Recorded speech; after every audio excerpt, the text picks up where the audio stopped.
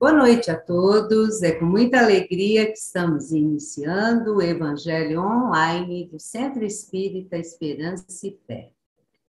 Eu sou a Tânia e hoje é 24 de novembro. Novembro não, outubro, já estou antecipando, pessoal. Já está correndo tanto, eu estou querendo que corre ainda mais. Mas é para dar um pouquinho, né, de descontração. Então, hoje é dia 24 de outubro de 2022. E, como todas as segundas-feiras, né, nós estamos aqui reunidos para o nosso Evangelho Online.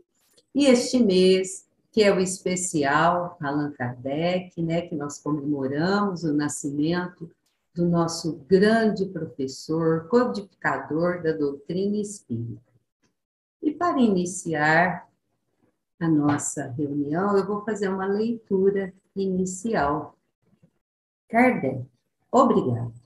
Kardec, enquanto recebes as homenagens do mundo, pedimos venia para associar nosso preito singelo de amor aos cânticos de reconhecimento que te exaltam a obra gigantesca nos domínios da libertação espiritual. Não nos referimos aqui ao professor emérito que foste, mas ao discípulo de Jesus, que possibilitou o levantamento das bases do espiritismo cristão, cuja estrutura desafia a passagem do tempo. Falem outros dos tipos de cultura que te exornavam a personalidade, do prestígio que desfrutava na esfera da inteligência, do brilho de tua presença nos fastos sociais, da glória que te ilustrava o nome, de vez que todas as referências à tua dignidade pessoal nunca dirão integralmente o exato valor de teus créditos humanos. Reportar-nos-emos ao amigo fiel do Cristo e da humanidade, em agradecimento pela coragem e abnegação com que esquecestes para entregar ao mundo a mensagem da espiritualidade superior. E, rememorando o clima de inquietações e dificuldades, em que, a fim de reacender a luz do Evangelho, superastes injúria e sarcasmo, perseguição e calúnia. Desejamos expressar-te o carinho e a gratidão de quantos edificaste para a fé na imortalidade e na sabedoria da vida. O Senhor te engrandece por todos aqueles que emancipaste das trevas e te faça bendito pelos que se renovaram perante o destino à força de teu verbo e de teu exemplo. Diante de ti, enfileiram-se agradecidos e reverentes, os que te arrebataste à loucura e ao suicídio, com o facho da esperança, o que arrancaste ao labirinto da obsessão com o esclarecimento salvador. Os pais destituosos que te viram atormentados por filhos insensatos, por filhos insensíveis e delinquentes, e os filhos agoniados que se encontraram na vala da frustração e do abandono pela irresponsabilidade dos pais em desequilíbrio e que foram reajustados por teus ensinamentos em torno da reencarnação, os que renasceram em dolorosos conflitos da alma e se reconheceram, por isso, esmagados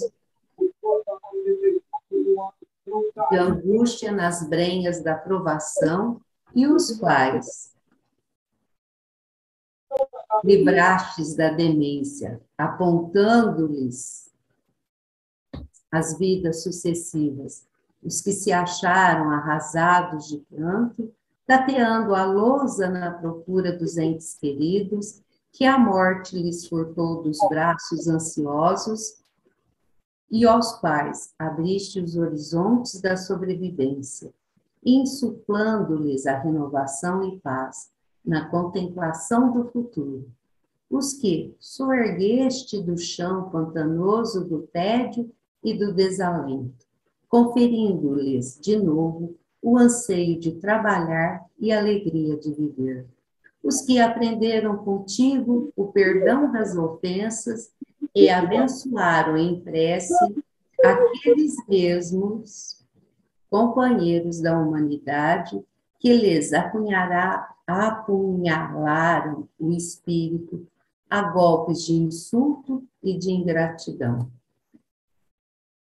Os que te ouviram a palavra fraterna e aceitaram com humildade a injúria e a dor por instrumentos de redenção, e os que desencarnaram incompreendidos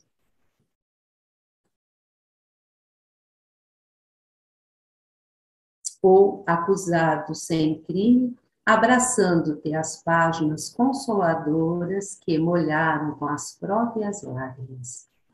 Todos nós, os que levantastes do pó da inutilidade ou do fel do desencanto para as bênçãos da vida, estamos também diante de ti e identificando-nos na condição dos teus mais apagados admiradores e, como os últimos dos teus mais pobres amigos, comovidamente em tua festa, nós te rogamos a permissão para... Obrigado. Muito obrigado, irmão X, psicografia de Chico Xavier. Uma mensagem muito profunda, longa, né? Mas muito bonita, né? Meus amigos, muito obrigado pela presença de todos, né? E após a nossa leitura, nós vamos chamar a nossa amiga Iraides, que irá fazer a nossa oração inicial. Seja bem-vinda, Iraides. Boa noite, Tânia. Boa noite, querida. Boa noite, encarnados e desencarnados, meus irmãos queridos. Estamos aí na segunda-feira, aguardada, né, para sentir a presença de Jesus conosco nessa casa abençoada, benfeitores queridos. É uma festa para Kardec, não é? Nosso professor Rivail, e louvando a Deus, porque nunca nos deixou órfãos, né? Mandando-nos esses espíritos de escola que nos mostram o caminho, que nos clareia a caminhada. Irmãos, sentir Kardec, estudar Kardec e vivenciar Jesus. Nós agradecemos de joelhos genuflexos, Senhor, por nos colocar diante dessa bendita doutrina, por termos chegado até aqui. Se conosco, Jesus, para que possamos trilhar o caminho, deixando pegada para os irmãos que ainda não possuem essa centelha de luz, que é a doutrina dos Espíritos. Louvado seja, Senhor, por inúmeros benefícios que todos os momentos, através da prece, através do pensamento que elevamos, através da conexão com esses benfeitores, nós podemos alcançar um pouquinho para nós o equilíbrio diante das vicissitudes, as bênçãos diante de tantos reveses do dia a dia, o ânimo, a esperança, a fé, a coragem diante do seu santo evangelho, nosso roteiro de luz. Obrigada, Jesus, mestre amado, querido. Obrigada, professor Ivaí. Obrigada, José Marques Garcia, por essa casa acolhedora. Adentre o lar de cada um de nós. Semeia a cura material e espiritual para cada um de nós. Para os nossos pais, para os nossos filhos, para os nossos vizinhos, para os nossos irmãos, ainda que distantes. Todos irmãos meus, Senhor, filhos teus. Aquele mais abandonado, mais triste, mais esquecido, que nesta hora ele recebe o bálsamo da prece, o bálsamo do coração de Jesus, aliviando e sustentando na caminhada. Obrigada, meu Deus, obrigada, Jesus, obrigada, Mãe Maria Santíssima. Que assim seja, meus irmãos. Que assim seja, Iraíde. Muito obrigada. E sem delongas, nós vamos convidar agora o nosso... Eu só o conhecia de nome, viu, gente? Fiquei conhecendo o nosso amigo hoje, que irá expor para nós o estudo, né? Faz pouquinho tempo, só era mensagem pelo WhatsApp e tudo, né? E nós abrimos aqui a salinha e estávamos conversando, né? O senhor Francisco Bárbara. Eu sei que ele é um grande estudioso da doutrina, um trabalhador lá do Meio-Meio, da Santa Teresinha, olha, e é um apaixonado, pelo pouco que eu conversei com ele, é um apaixonado da doutrina espírita. Seja bem-vindo, seu Francisco, à nossa sala virtual, e como diz a nossa amiga Iraíde, né, ela sempre fala que fica aguardando a segunda-feira, né, que é aquela alegria ter o Jesus adentrando o nosso lar, né, porque aqui também é um evangelho no lar. Seja bem-vindo, seu Francisco. Seu Francisco hoje vai falar sobre a missão de Kardec, né, seu Francisco? Com certeza, Tânia. Eu agradeço a oportunidade aí que nós estamos tendo. Eu gostaria de dizer inicialmente que nós temos pelo menos 4 excelentes motivos para a noite de hoje, né? O primeiro deles é que nós aprendemos com a doutrina espírita que é nosso dever, de todos nós, os espíritas, de fazer a maior caridade pela doutrina espírita, conforme nos ensina Kardec, que é a sua divulgação. Então, eu me sinto feliz fazendo aquilo que posso, né? Procurando propagar aí, dentro do meu pouco conhecimento, e fazer com que alcance aí os corações, para que nos fortaleçamos para as nossas vidas. O segundo bom motivo que nós temos para a noite de hoje é a satisfação de poder ocupar aqui a tribuna, mesmo que virtual, e fé, que é a casa máter do Espiritismo em Franca, e que todos nós, os espíritas francanos e da região que conhecem o Espiritismo em Franca, têm o maior carinho, o maior respeito pela Esperança e Fé, a nossa nova era.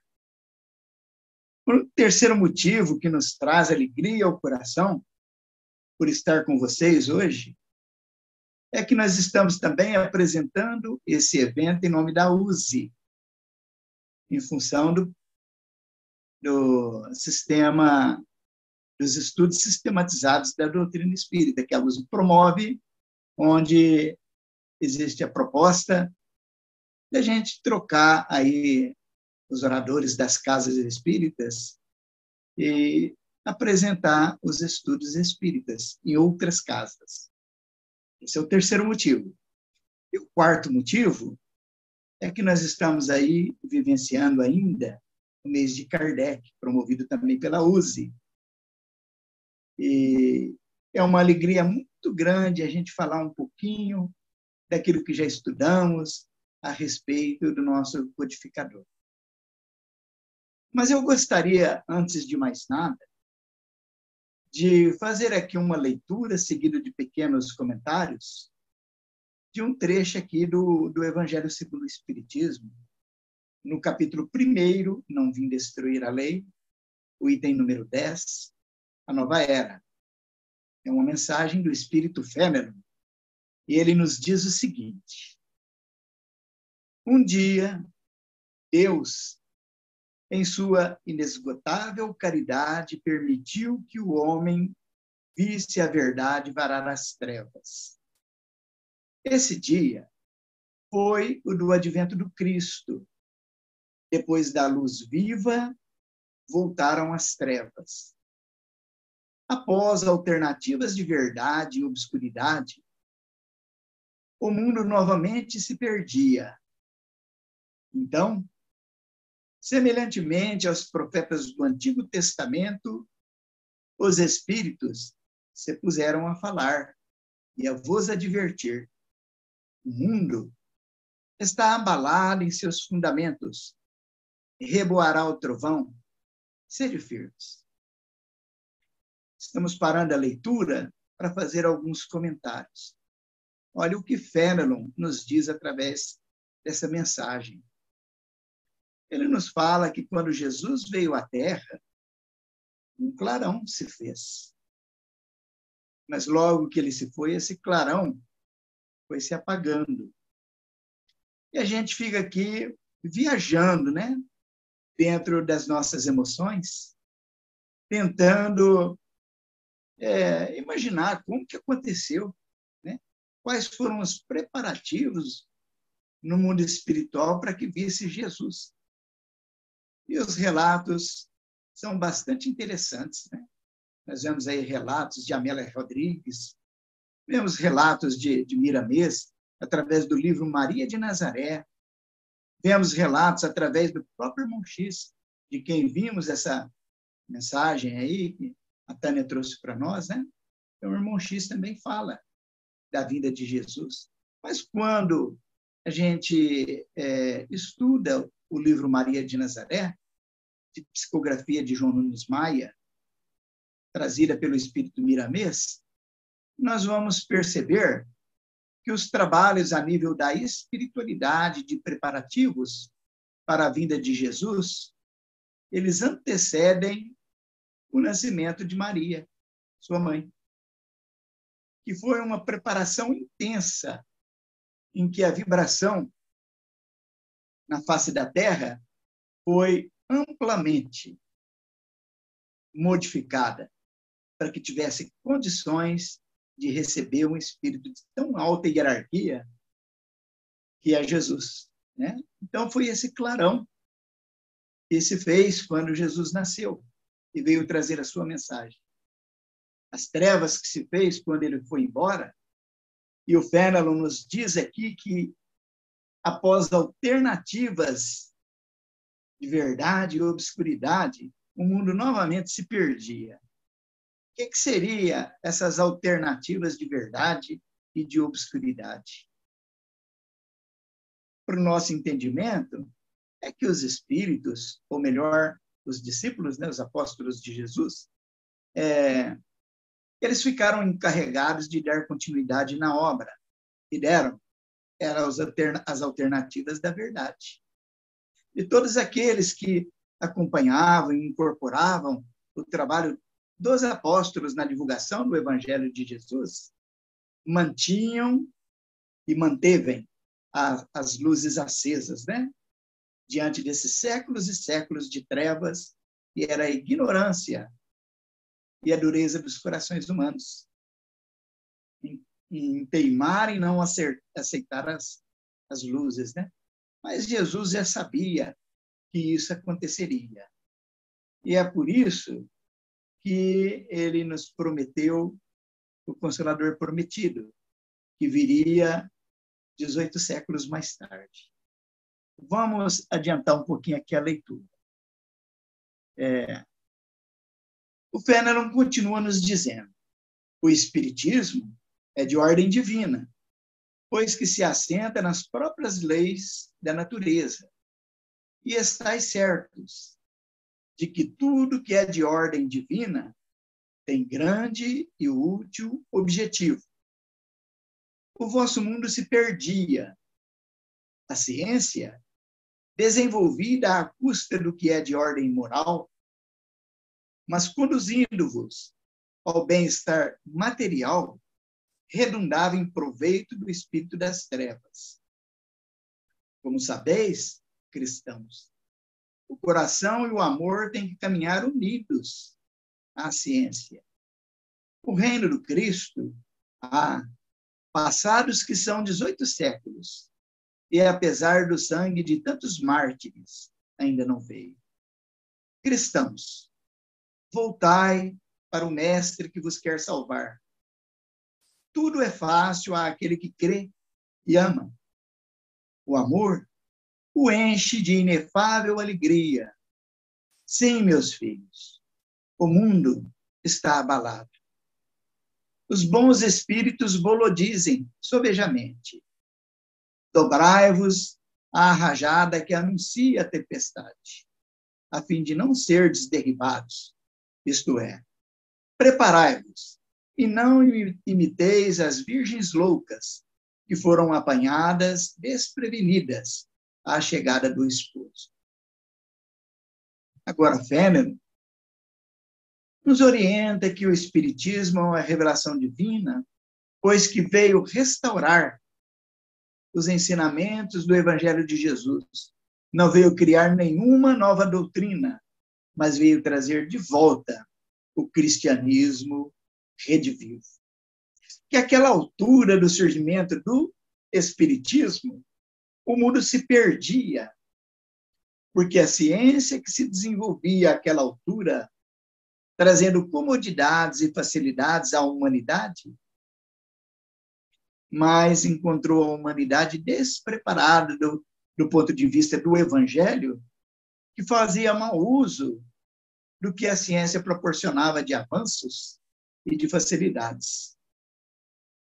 Daí, isso nos remete a uma lição aqui mesmo, no capítulo 1 do Evangelho segundo o Espiritismo, chamada de Aliança da Ciência com a Religião, onde aprendemos que nós temos que aprender a usufruir de todo esse conforto, de toda essa comodidade, de todo esse encanto que a ciência nos proporciona, mas com a consciência desperta, para nunca fazer mau uso de todo esse conforto que a ciência nos proporciona. E, em razão de não sabermos, isso estamos generalizando aqui, é claro que tem as exceções, tem muitas pessoas que sabem, sim, fazer bom uso do conforto e da comodidade que a ciência nos proporciona, mas a maciça maioria ainda se perde no uso e no abuso do que a ciência nos proporciona. Aí o Fenelon está dizendo, é em função desses abusos é que nós estamos sofrendo as consequências. Que agora a gente deve ser firme para conviver com as consequências. Porque se Deus permitiu que acontecesse todos esses desvarios que estamos vivendo e que está abalando o mundo, é porque nós fizemos por merecer um mundo assim. Daí nós não temos de quem reclamar. Nós temos, sim, que doravante nos valermos do Evangelho de Jesus. E se buscarmos esse Evangelho à luz da doutrina espírita, nós temos uma ampla concepção, uma concepção renovada dos ensinos de Jesus, capaz de nos dar a fortaleza moral para conviver com todas essas consequências que nos pertencem, que nós merecemos, sem nos abalarmos e seguirmos reconstruindo as nossas vidas de agora em diante. Né? Tem mais um trechinho aqui do Fenelon ainda, que ele diz assim: a revolução que se apresta é antes moral do que material.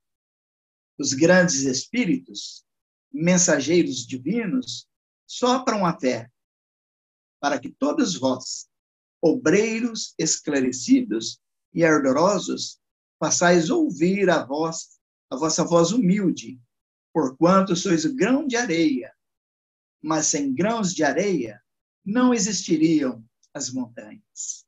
Assim, pois, que estas palavras, somos pequenos, careçam para vós de significação.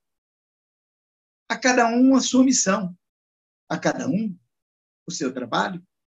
Não constrói a formiga o edifício de sua república, e imperceptíveis animálculos não elevam continentes? Começou a nova cruzada, apóstolos da paz universal, que não de uma guerra, modernos São Bernardos, olhai e marchai para a frente. A lei dos mundos é a do progresso. Fenelon, 1861. O Fenelon agora nos adverte. Está dizendo que a revolução, que acontece com mais veemência ao nosso redor e até mesmo dentro de nós, é uma revolução muito mais moral do que material. E que nós temos em mãos, agora com a doutrina espírita, um farto material capaz de nos colocar a postos e fazer o que nos compete, não só para que não soframos, mas também para que toda a nossa humanidade tenha melhor compreensão da vida e se coloque dentro de uma postura evangélica a ponto de não se abalar diante das crises que nos pertencem. Repetimos. Muitas vezes, nós, às vezes, ficamos pensando assim que não vale a pena você fazer tantos esforços, tantas renúncias, você abrir mão de tanta comodidade que a vida nos oferece para poder divulgar as ideias cristãs espíritas. Porque nós somos poucos, e poucos se interessam por essas propostas. E a gente fica imaginando esse grão de areia que somos, que parece insignificante, mas o Fenelon vem nos advertir quanto a essa ideia equivocada, para que a gente nunca despreze o grão de areia, porque são os grãos de areia que formam as montanhas. São as formigas que fazem um trabalho extraordinário, gigantesco. E, por essa razão, a gente deve manter-se em guarda para nunca desistir das nossas obras, mesmo que sejam diminutas, pequeninas.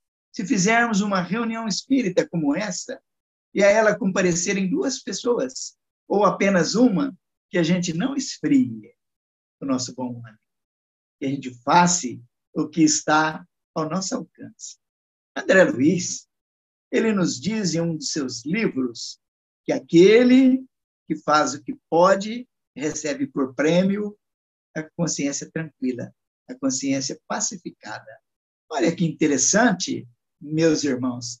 Daí, lembrando dessa filosofia de André Luiz, nós, então, devemos nos encher de bom ânimo e não desistir das boas obras, ainda que estejamos sozinhos fisicamente.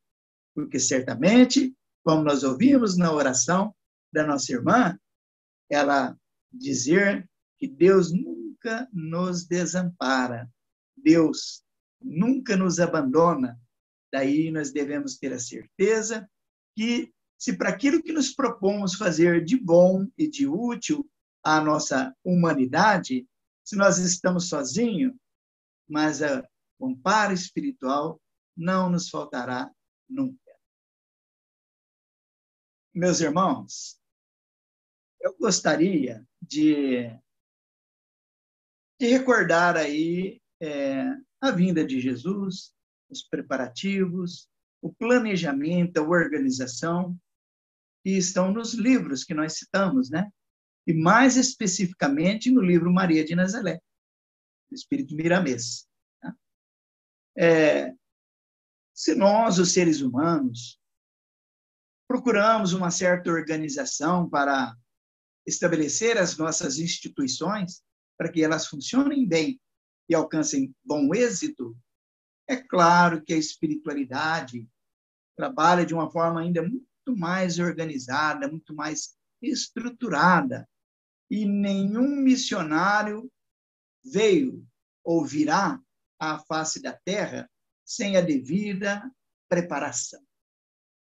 E já que estamos falando do mês de Kardec, que nasceu a 3 de outubro do ano de 1804, portanto, já há 218 anos, na cidade de Lyon, na França, a gente fica imaginando como teria sido os preparativos para o surgimento desse missionário de Deus à face da terra, diante de uma tarefa tão digna que ele tinha sob a sua responsabilidade, que era trazer a doutrina espírita com todo o seu cabedal, o seu poder de transformação das pessoas e de toda a humanidade. Como teria sido? Será que existe na obra espírita, na literatura espírita, algum livro que nos dê notícias a respeito do planejamento da vinda do missionário Allan Kardec à face da Terra? Eu diria que sim. Eu digo que sim. Existe na literatura espírita uma página lindíssima do espírito Irmão X também, Humberto de Campos. Ele que nos traz, está nesse livro que eu vou colocar aqui, para vocês verem, Cartas e Crônicas, do Humberto de Campos, conhecido também como Irmão X. É a lição número 28, que se intitula como Kardec e Napoleão. Então, Humberto de Campos nos fala que logo após o 18 Brumário, o 18 Brumário é aquele movimento que se deu logo após a Revolução Francesa, quando Napoleão ele se fizer o primeiro cônsul da República Francesa. Então, logo após isso, que aconteceu no dia 9 de novembro de 1799, a alta espiritualidade se reuniu em um local iluminadíssimo nas regiões mais elevadas que se possa imaginar. Estavam presentes naquela reunião espíritos de todos os níveis evolutivos que tinham responsabilidades na missão de Allan Kardec. Para aquela reunião que aconteceu no dia 31 de dezembro do ano de 1799, portanto, 4 anos antes do nascimento de Allan Kardec. Era a virada do século XVIII para o século XIX. Foram trazidos para aquela reunião inúmeros espíritos reencarnados em todas as regiões do planeta, não apenas na França. Em todos os níveis evolutivos, desde aqueles altos cargos dos comandos dos governos de todos os países, até aqueles trabalhadores mais simples, né? Para essa reunião. Então, vamos ver aqui alguns fragmentos que eu selecionei. Nós vamos lendo para que a gente tenha uma noção de como que era aquela reunião naquele ambiente altamente, ricamente iluminado pelo ponto de vista espiritual. Então, Humberto de Campos nos diz o seguinte, olha quem que estava presente naquela reunião. Antigas personalidades de Roma imperial, pontífices e guerreiros das Gálias, figuras notáveis da Espanha, ali se congregavam à espera do expressivo acontecimento. Legiões dos Césares, com seus estandartes, falanges de batalhadores do mundo gaulês e grupos de pioneiros da evolução hispânica, associados, e múltiplos representantes das Américas guardavam linhas simbólicas de posição de destaque. Mas não somente os latinos se faziam representados no grande conclave.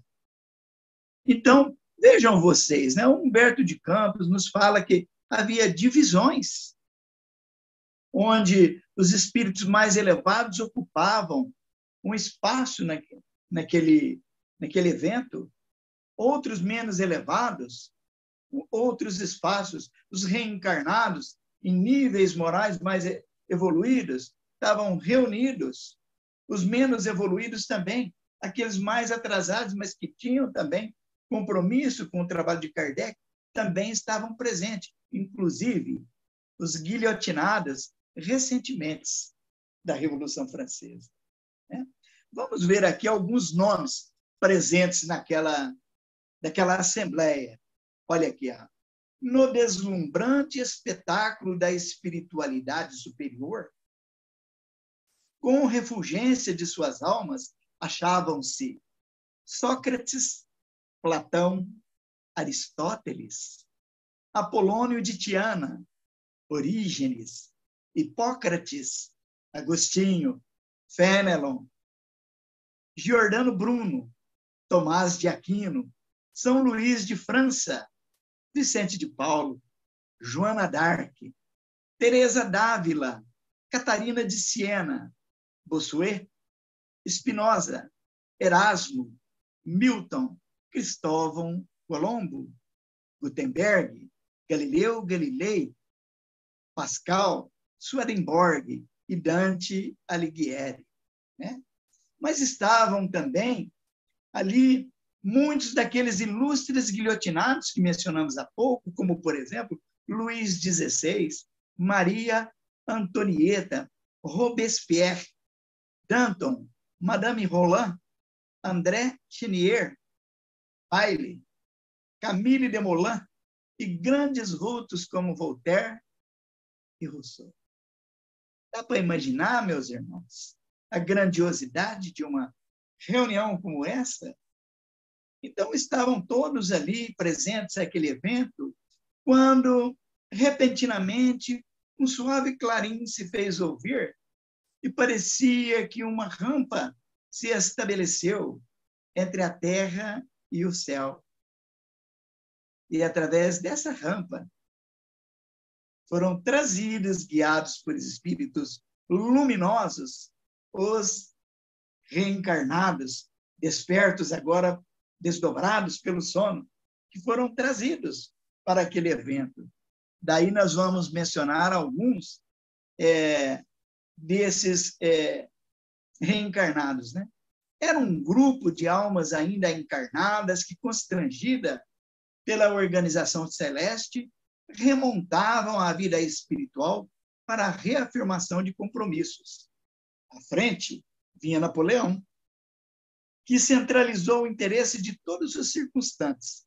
Era bem o grande curso, com os seus trajes habituais e com o seu chapéu característico, recebido por diversas figuras de Roma antiga, que se apressavam em oferecer-lhe apoio e auxílio. O vencedor de Rivoli ocupou radiosa poltrona que de antemão lhe fora preparada. Então vieram os reencarnados, meio que atordoados, diante de tamanha luz, e à frente do grupo vinha Napoleão Bonaparte, aquele que era o alvo principal daquele evento, pois que Napoleão Bonaparte, uma vez chegando ao poder da forma violenta, como fora, ele trazia também responsabilidades maiúsculas diante do ambiente que deveria ser preparado na França para o ressurgimento de Allan Kardec. Mas Napoleão começava a se perder àquela altura de sua vida. Por isso, aquele evento, para chamar a atenção de Napoleão Bonaparte, ao mesmo tempo de todos aqueles espíritos profundamente comprometidos com o trabalho que desenvolveria na Terra o nosso ilustre Hippolyte Léon Denis Rivaio, o nosso mestre Allan Kardec. Então, vejam bem aqueles reencarnados que acompanhavam o Napoleão Bonaparte, né? Beethoven, Ampère, Fulton, Faraday, Goethe, John Dalton, Pestalozzi, Pio VII, além de muitos outros campeões da prosperidade e da independência do mundo. Daí, enquanto aquela festividade prosseguia, as autoridades que organizavam aquele evento direcionou ali alguns comportamentos que deveriam ser adotados e logo a seguir, um novo clarim se fez. Imediatamente, uma estrada de luz, à maneira de ponte levadiça, projetou-se do céu, ligando-se ao castelo prodigioso, dando passagem a inúmeras estrelas resplendentes. Em alcançando o solo delicado, contudo, esses astros se transformaram. Se transformaram em seres humanos, nimbados de claridade celestial. Percebam, meus irmãos, a grandeza desse evento. Primeiro foram trazidos os reencarnados, atordoados, meio que perdidos, o Napoleão ciente de que estava se desvirtuando. E logo em seguida, aquela clarinada que se ouviu, vieram os espíritos luminosos que pareciam estrelas, que quando tocavam aquele ambiente, o solo daquele ambiente, se apresentavam como seres humanos, né? Mas eram os espíritos elevados. Vamos ver o que o Humberto de Campos continua nos dizendo. Dentre todos, no entanto, um deles avultava em superioridade e beleza. Tiara, o rutilante, brilhava-lhe a cabeça, como que aureolar-lhe de bênçãos o olhar magnânimo, cheio de atração e doçura. Na destra guardava um cetro dourado, a recamar-se de sublimes cintilações.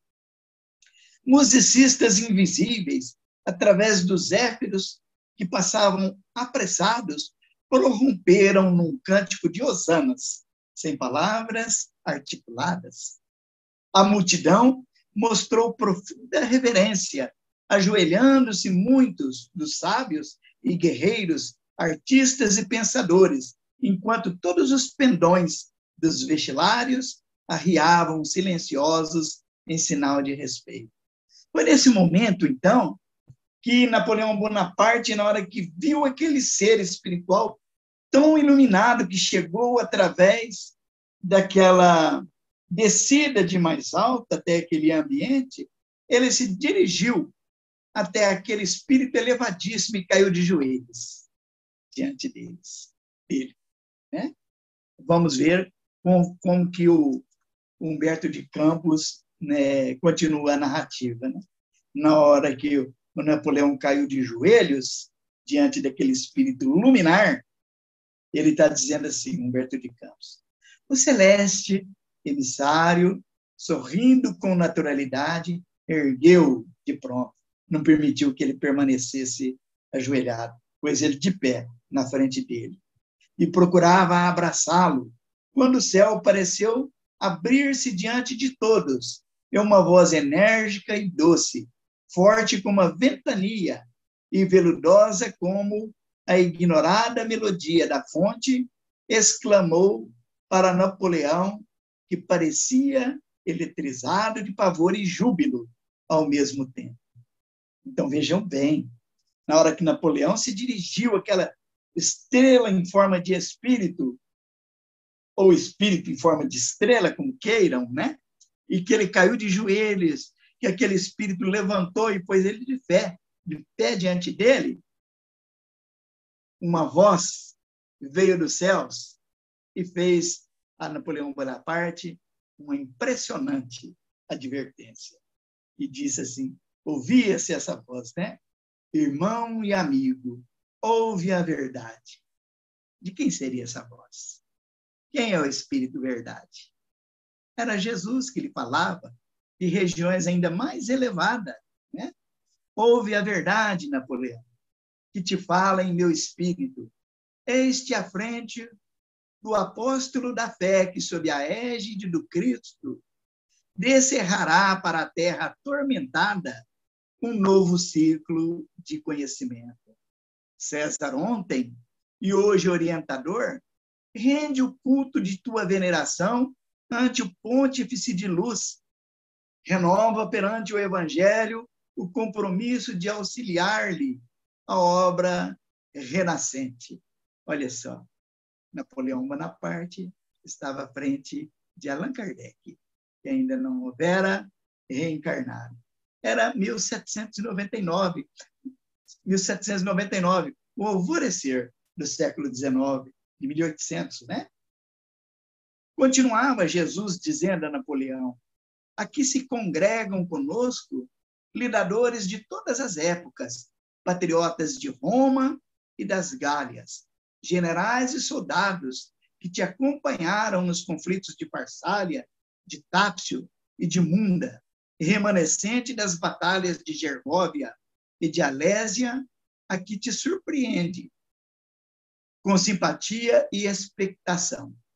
Antigamente, no trono absoluto, prendias-te, descendente dos deuses, para dominar a terra e aniquilar os inimigos. Agora, porém, o Supremo Senhor concedeu-te por berço uma ilha perdida no mar, para que te não esqueça da pequenez humana, e determinou voltastes ao coração do povo que outrora humilhaste e escarneceste, a fim de que te garantas a missão gigantesca junto da humanidade no século que vamos iniciar. Olha a advertência de Jesus, né?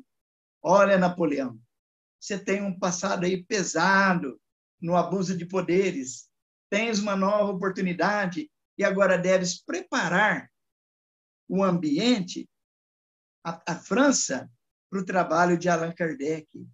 Cuida de cumprir melhor a tua missão para que ofereça a Allan Kardec um ambiente apropriado, conforme fora o combinado. Já imaginaram, né? Foi larga, nós não temos tempo para prosseguir nas narrativas, já está terminando aqui o nosso tempo.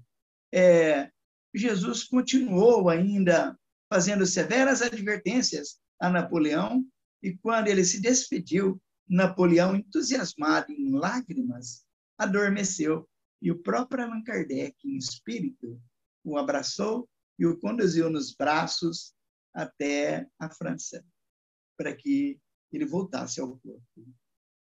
Napoleão falhou em sua missão. Não deu a cobertura que deveria dar a Allan Kardec. Porém, isso não impediu que Allan Kardec cumprisse devidamente a sua missão e nos trouxe a doutrina espírita. Aí, para encerrar as nossas considerações, nós ficamos a imaginar um diálogo havido entre Kardec e o Espírito Verdade, que está registrado no livro Obras Póstumas, né? Que quando lhe fora revelada a sua missão, quando ele começou a fazer o trabalho da doutrina espírita, que o Espírito Verdade revelou a sua missão, Allan Kardec assustou-se e fez uma pergunta ao Espírito de Verdade. Ele perguntou assim, mas e se eu falhar? E se eu falhar? O Espírito Verdade respondeu, singularmente, outro te substituirá.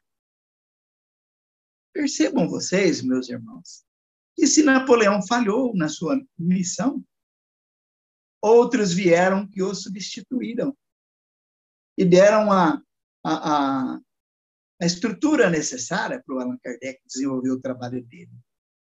E agora nós trazemos para o nosso pequeno campo de trabalho dentro da doutrina espírita. Quais são as nossas responsabilidades dentro do espiritismo? Não temos compromisso com Jesus no trabalho espírita, na divulgação da doutrina espírita? Estamos falhando ou estamos cumprindo os nossos deveres? Façamos um exame de consciência. Que Jesus nos abençoe. Ai, São Francisco, eu estava aqui apaixonada, viajando nessa história espiritual, né? Como é lindo, como prova esses relatos, essas narrativas, que nós não estamos desamparados. Se a gente dá uma erradinha ali, outros virão nos socorrer, né? E isso aconteceu com os que nos antecederam, né? Maravilhoso, São Francisco. Gratidão imensa. Leve o nosso agradecimento também à equipe da USE pela oportunidade de ter o senhor conosco essa noite e, como eu já disse, espero contar com o senhor em próximas oportunidades, hein, São Francisco? Nossa gratidão infinita. Foi maravilhoso. Muito obrigada, seu Francisco. Gratidão mesmo. Gratidão. Meus amigos, essa fala do seu Francisco vem apropriar-se ao momento também que nós estamos aí vivendo, né? Então, vamos mantermos firmes, dia a dia. Vamos firmes, porque Jesus está no leme. E que possamos caminharmos firmes. Eu quero convidar a todos que estão aqui conosco na nossa sala virtual e aos nossos amigos que nos assistirão posteriormente para a nossa próxima segunda-feira. A nossa próxima segunda-feira nós teremos aqui o nosso amigo Sotoninho Butarello, que irá fazer um trabalho sobre os princípios básicos da doutrina espírita, né? Kardec e os princípios básicos da doutrina espírita. Então, fica aqui o nosso convite a todos vocês. E hoje eu vou fazer um encerramento diferente, o Sr. Adalto vai fazer a oração inicial, mas antes do Sr. Adalto realizar a oração, todos nós vamos mentalizar a equipe do Sr. José Marques Garcia, que é o patrono da nossa casa presencial, a equipe de Jesus, de Maria Santíssima, que estão conosco, nos parando, nos assistindo, fazendo os fluidos benéficos para os nossos lares. Em especial, vamos vibrar pelo nosso Brasil, pela nossa pátria, pelo nosso Brasil, pátria do Evangelho. E para terminar, eu trouxe hoje um poema